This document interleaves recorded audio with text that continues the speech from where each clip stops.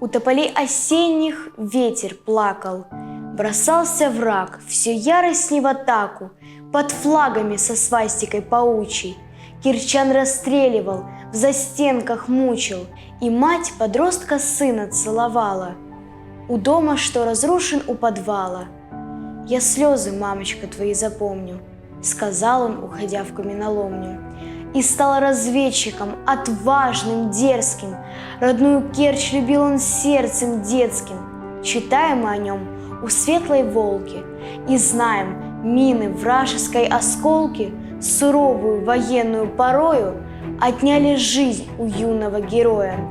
Дубинин партизан ушел в бессмертие, знамена алые горят над Керчью.